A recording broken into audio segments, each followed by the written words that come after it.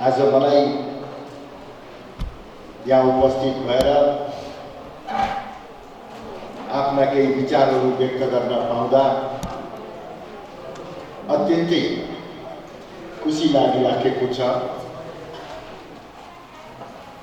मन अत्यन्तै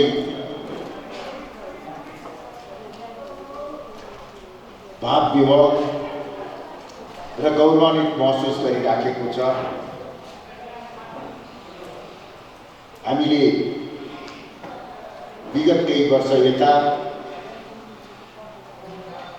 नेपाललाई पुनः हिन्दू राष्ट्र बनाउनु पर्छ भन्ने संकल्पका साथ आफ्नो संघर्ष जारी राखेका छौं। यस अवस्थामा यो हिन्दू राष्ट्रको यो एजेन्डालाई सफल तुल्याउनको निमित्त सम्पूर्ण धार्मिक क्षेत्रलाई परिचालित गर्ने, समन्वय गर्ने र समग्र रूपमा एकताबद्ध रूपले हिन्दू राष्ट्रको निमित्त अघि बढाउने प्रयोजनका निमित्त एउटा धार्मिक विषयसँग मात्रै सम्बन्धित रहेको नेपाल सनातन धर्म संस्कृति संगठनको उद्देश्य देहाय बमोजिम रहनेछ। नेपाललाई धर्मसापेक्ष सनातन हिन्दू राष्ट्र बनाउन धर्म, राष्ट्र, समाज र जनताप्रति धार्मिक व्यक्तित्वहरूलाई प्रतिबद्ध गराई सक्रिय गर्ने, गराउने, सबै प्रकारका शोषण र असमानताको विरुद्ध सङ्घर्षरत रहने। स्थापना कालदेखि योगी पुष्पराज पुरुषले यसको नेतृत्व गर्दै आउनु भएको छ र आज बिस्तारै तर निश्चित रूपले देशका कुना काप्चा समेत यो संगठन विस्तार हुँदै गएको देख्दा मलाई अत्यन्तै हर्षको अनुभव भएको हो। अहिले यहाँ तपाईहरु जति पनि उपस्थित हुनुहुन्छ, तपाईहरुको हिन्दू राष्ट्र प्रतिको प्रतिबद्धता सुस्पष्ट छ। अहिले तुलनात्मक रूपले संगठन भर्खरै विस्तार हुँदै गएको हुँदा शिक्षा, रक्षा, अर्थ र श्रमको समन्वय गर्दै विदेशी उत्पादित वस्तुलाई उपयोग गर्न घाँस, बाँस र कपासको बारेमा जनचेतनामूलक कार्यक्रमहरू गर्ने, गराउने, नेपाली स्रोत र साधनलाई बेरोजगारी उन्मूलनका लागि प्रयोग गरी देशलाई ऋण मुक्त बनाउन दीर्घकालीन योजना निर्माण गर्ने, गराउने र लागू गर्न पहल गर्ने। हामीले पहिलो कदम चाल्नु आवश्यक र त्यो पहिलो कदमकै रूपमा तपाईहरुको यो जङ गर्नु भन्ने मैले सोचेको छु र आगामी दिनमा नेपाल सनातन धर्म तथा संस्कृति संगठन देशको सम्पूर्ण 753 पालिकाहरूमा र 6743 वडाहरूमा पुग्न सकोस्। यो संगठनको विचार र सन्देश प्रत्येक नेपालीको घर घरमा पुग्न सकोस्, प्रत्येक परिवार र व्यक्तिमा पुग्न सकोस् भन्ने मैले शुभकामना दिन चाहन्छु।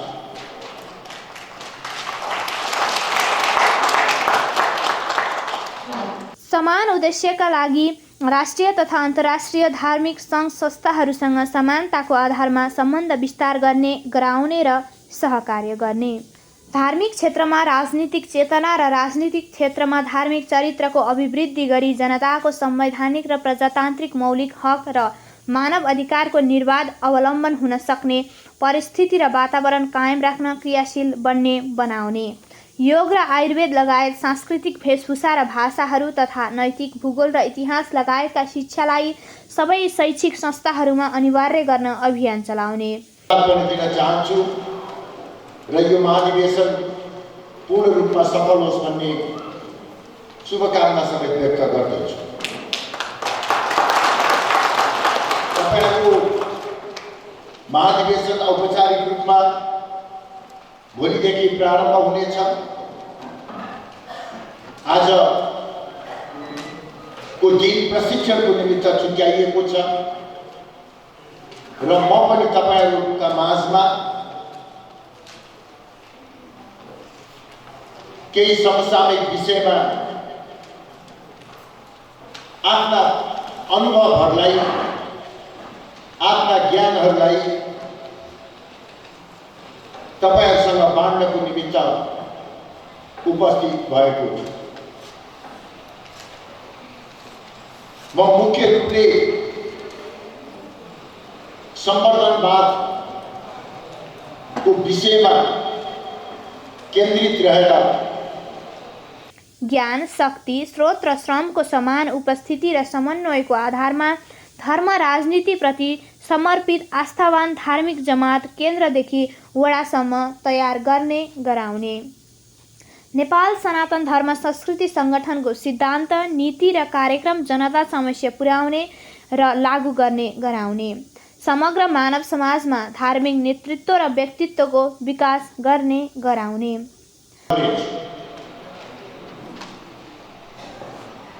मैले भनिराख्नु पर्दैन, नेपाल सनातन धर्म संस्कृति संगठन धार्मिक क्षेत्र र धार्मिक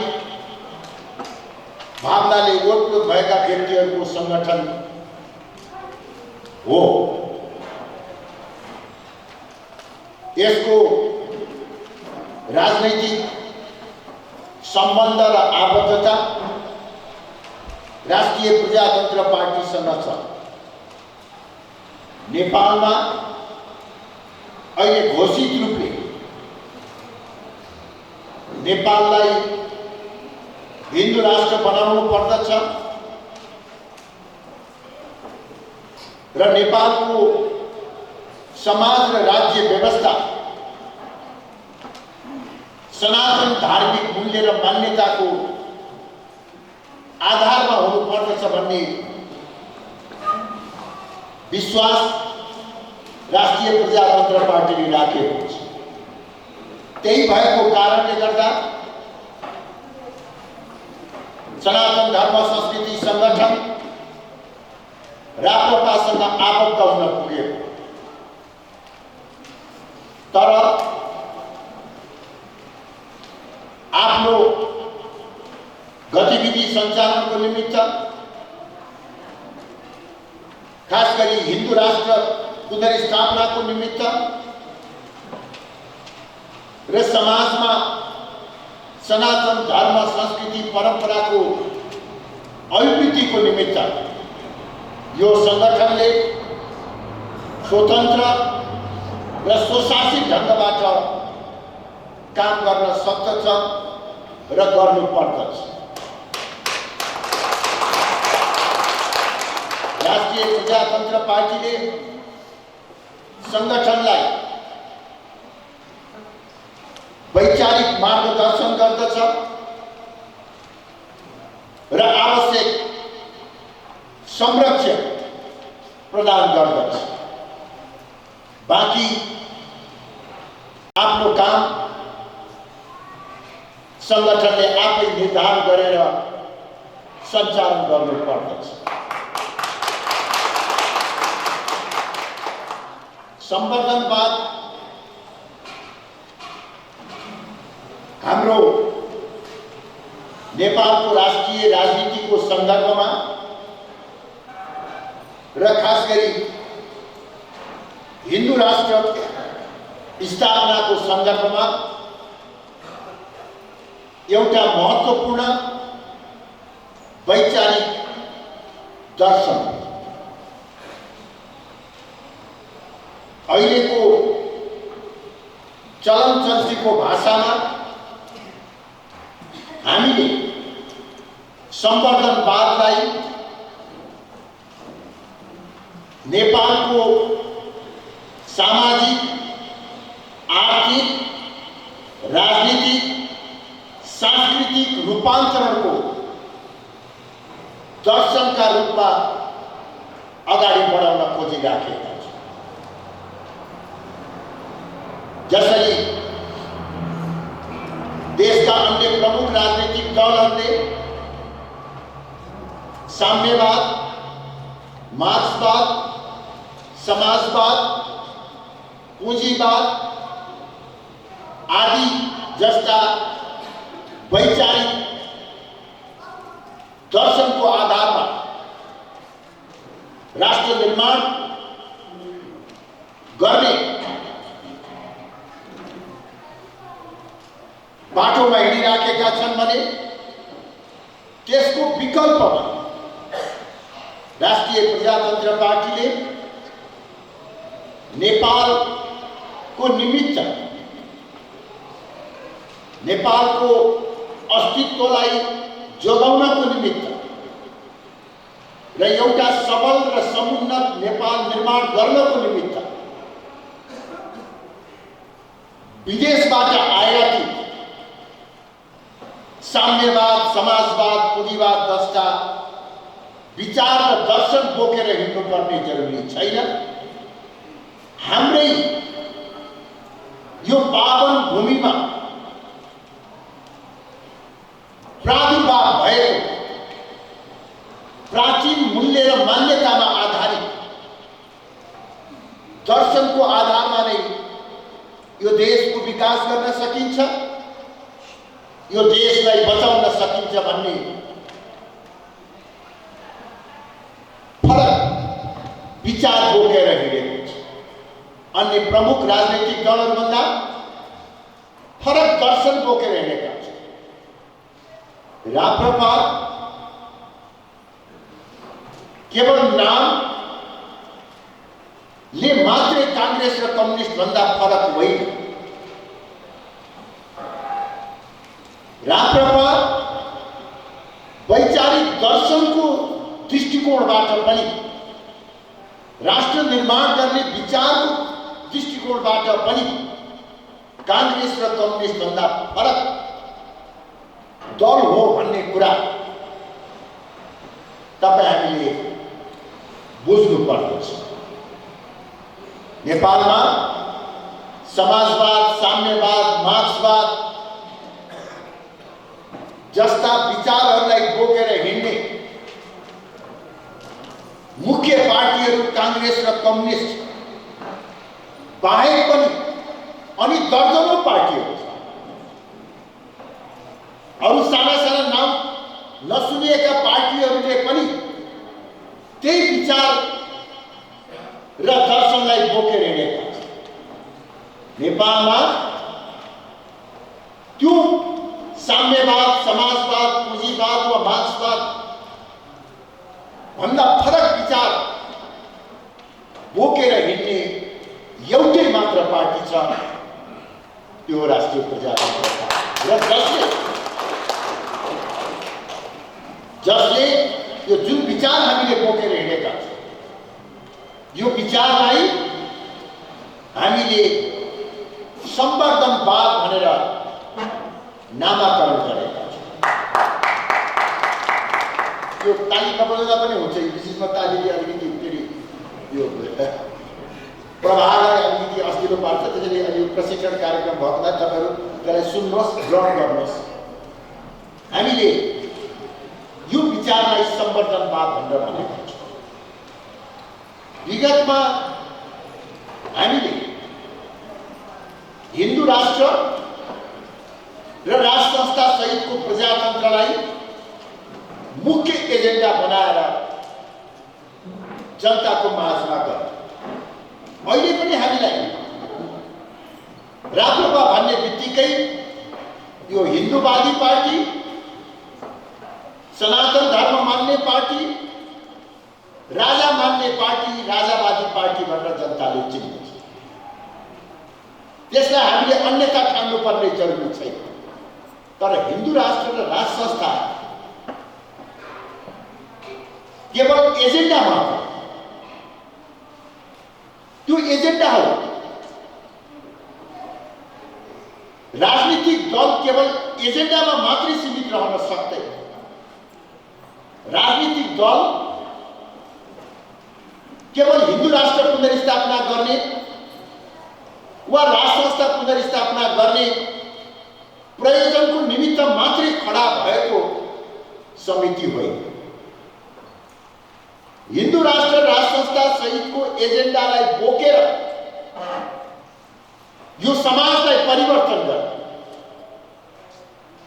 देशको आर्थिक विकास गर्ने, प्रत्येक नेपाली जनतालाई समृद्ध तुल्याउने राजनीतिक दल र राष्ट्रिय प्रजातन्त्र पार्टीको लक्ष्य भएको हुन्छ। खालि हिन्दू राष्ट्रको कुरा गरेर वा राजा सहितको प्रजातन्त्रको मात्र कुरा गरेर हामीले जनतालाई आफूतिर आकर्षित गर्न सक्दैन। हामीले उनीहरूलाई हिन्दू राष्ट्र र राज संस्थाको एजेन्डा बोकेर कसरी समाजको रूपान्तरण हुन्छ, कसरी देशको आधुनिकीकरण हुन्छ, कसरी नेपालीका छोराछोरीहरूले देशभित्रै रोजगारी पाउन सक्छ, कसरी नेपालको शिक्षा विकास हुन्छ,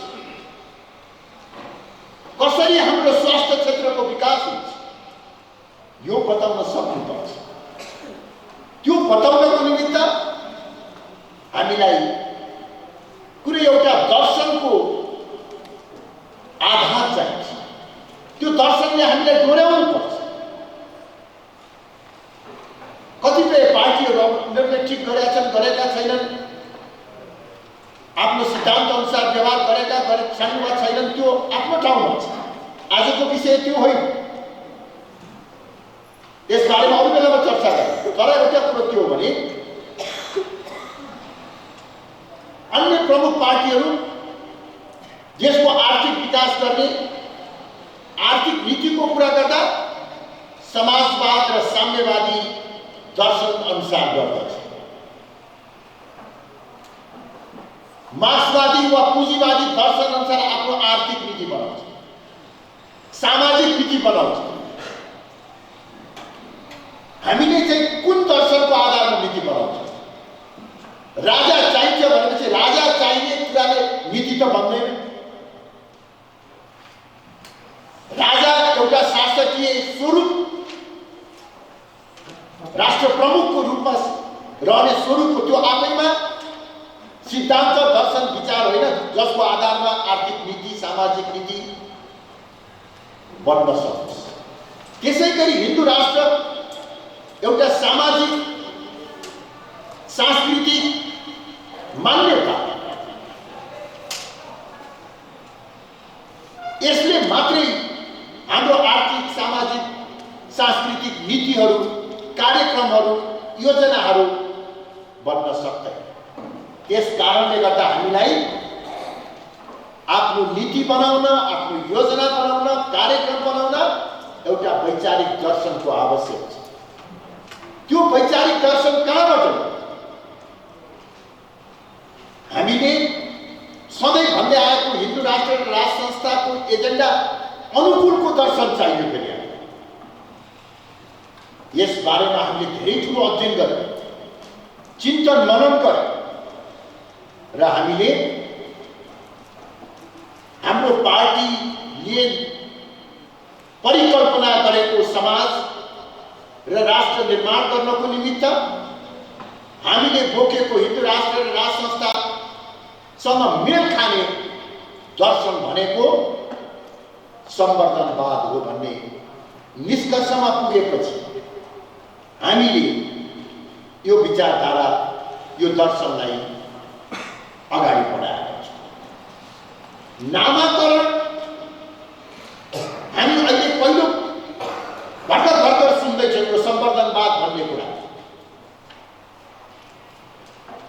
तर संवर्धनवादभित्र रहेका, संवर्धनवादले समेट्न चाहेका विषयहरू नयाँ हो। त्यो चाहिँ पुरानै मान्यता, त्यसलाई समयानुकूल हामीले केही परिमार्जन गरेका छौँ। तर प्राचीन कालदेखि, हजारौं वर्षदेखि हाम्रो समाज, हाम्रो परिवार, हाम्रो राज्य के को आधारमा चलेको? शून्यको आधारमा त थिएन। परिवारमा परिवारका सदस्यहरूको बीचको सम्बन्धको आधार के थियो? अहिलेको आधुनिक कानुनहरूभन्दा पनि अगाडिदेखि समाजमा बाबुआमा र छोराछोरीहरू, दाजुभाइ दिदीबहिनीहरू, श्रीमान श्रीमतीहरू, परिवारको बीचमा कुन सम्बन्धको, कुन मान्यताको आधारमा चलिराखेको? यो कानुन नियम भन्ने कुरा त यो 100-150 वर्ष यता नै बन्या हो। यो प्रजातन्त्र भन्ने शब्द पनि 100-200 वर्ष यता नै आएको हो।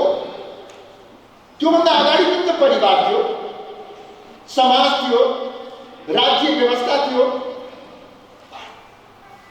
चाहे त्यो त्रेता युगको कुरा गर्नुहोस्, चाहे द्वापर युगको कुरा गर्नुहोस्, त्यो बेलामा पनि त राज्य व्यवस्था थिए। ती कुन मान्यताको आधारमा चल्यो? त्यो बेलामा त समाजवाद जन्मेकै थिएन। मार्क्सवाद वा साम्यवादको परिकल्पना गरेको सन् 1848 भनेको अहिले करिब 200 वर्ष लगभग भयो। त्योभन्दा अगाडि समाज कसरी चल्यो? हो, त्यही मूल्य र मान्यतालाई परिमार्जन गरेर हामीले संवर्धनवादको मूल्य र मान्यता तयार गरेका छौँ। प्राचीन कालदेखि चल्दै आएको मूल्य र मान्यताकै निरन्तरताको क्रममा यो संवर्धनवादको निर्माण भएको छ। पहिले पनि तर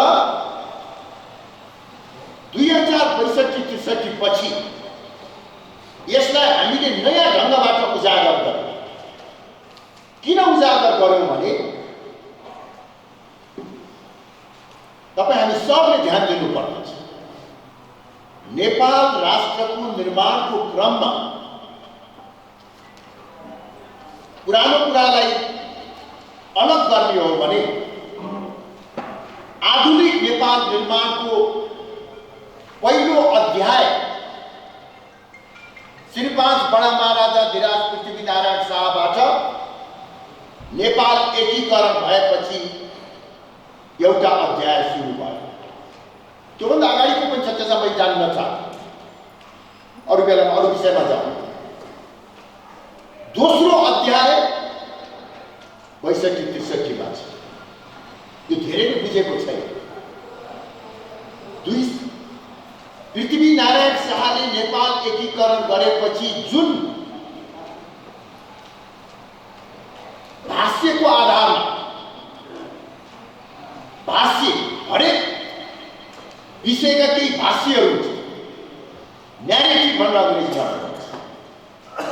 त्यो एउटा न्यारेटिभ थियो जुन भाष्यको आधारमा देश चलिराखे, राम्रो नराम्रो देश चलिराखे। 62-63 पछि त्यो भाष्यलाई, त्यो मान्यतालाई विस्थापित गर्ने काम यहाँ राजा ख्यालिएको, हिन्दू राष्ट्र ख्यालिएको मात्र होइन, नेपाल राज्यको धरातल, इतिहास, मूल्य र मान्यतालाई नयाँ ढङ्गबाट परिभाषित गर्ने, नयाँ भाष्य सिर्जना गर्ने काम भयो। त्यो भाष्यका मुख्य तत्त्वहरू के हुन् भने सबभन्दा पहिलो नेपालको भोग रोग असिद्ध अशिक्षा, गरिबी, पछौटेपन सबैको कारण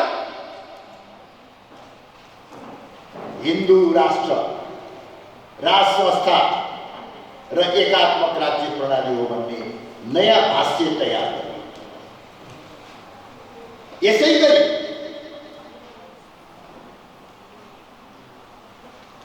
पृथ्वीनारायण शाहले नेपाल एकीकरण गरेको होइन। पृथ्वीनारायण शाहले साना साना राज्यहरूलाई शक्तिको आधारमा गोर्खा राज्यको विस्तार गरेका। जसरी ब्रिटिस साम्राज्यले साना साना भारतीय राज्यहरूलाई आफ्नो उपनिवेशमा राख्यो, त्यसै गरी पृथ्वीनारायण शाहले नेपालको एकीकरण गरेको होइन। पृथ्वीनारायण शाह भनेका शोषक सामन्त हुन्, विस्तारवादी हुन् भनेर एकीकरणको इतिहास र गौरवलाई नै गलत ढङ्गबाट प्रस्तुत गर्ने काम गरियो। पृथ्वीनारायण शाहप्रति घृणा पैदा गराइयो। पृथ्वीनारायण शाहका शालिगहरू तोडिए। त्यति मात्र होइन, अघि पनि भने नेपालको भोक, रोग, अशिक्षा, गरिबी सबैको कारण भनेको यही सामन्ती शोषक राज संस्था हो भनेर नयाँ परिभाषा तयार र राजालाई, राज संस्थालाई दानवीकरण गरियो। आम नेपाली जनताको मन मस्तिष्कमा राज संस्था भनेको त शोषक, सामन्त हुन्, निरङ्कुश हुन्, यस्तो परिभाषा गरेर राज संस्था र राजाप्रति घृणा पैदा गर्ने काम। हिन्दू राष्ट्र भनेको यो अन्धविश्वास, यो ढुङ्गा पूजा गर्ने जमात, रूढिवादीमा विश्वास गर्ने जमात, कर्मकाण्डमा विश्वास गर्ने जमात हो। यो छुवाछुतमा विश्वास गर्ने जमात हो। भगवानले नै सृजना गरेका मान्छेहरूमै विभिन्न वर्णानुसार विभाजन गरेर छुवाछुत गर्ने व्यवस्था हिन्दू धर्मले गरेको। हरेक मानव समाज भित्रका उत्पीडित वर्गहरूलाई समेत धार्मिक कार्यहरूमा समावेश गरी भेदभाव मुक्त समन्वयकारी सङ्गत समाज निर्माणको लागि अभियान चलाउने। एकात्मक राज्य प्रणाली यो सम्पूर्ण आर्थिक विकासको अवरोध हो। यही कारणले गर्दा नै नेपालमा विकास हुन सकेन। त्यसैले एकात्मक राज्य प्रणालीलाई समाप्त पारेर पहिचानको आधारमा संघीयता बनाउनु पर्छ भन्ने मान्यता। राज संस्था शोषक सामन्त भएको हुनाले लोकतन्त्र, गणतन्त्र कायम गर्नुपर्छ भन्ने। हिन्दू राष्ट्र अन्धविश्वास र जातिवादी छुवाछुतमा विश्वास गर्ने भएको हुनाले यसलाई हटाउनको निमित्त, कमजोर पार्नको निमित्त धर्मनिरपेक्षता चाहिन्छ भन्ने।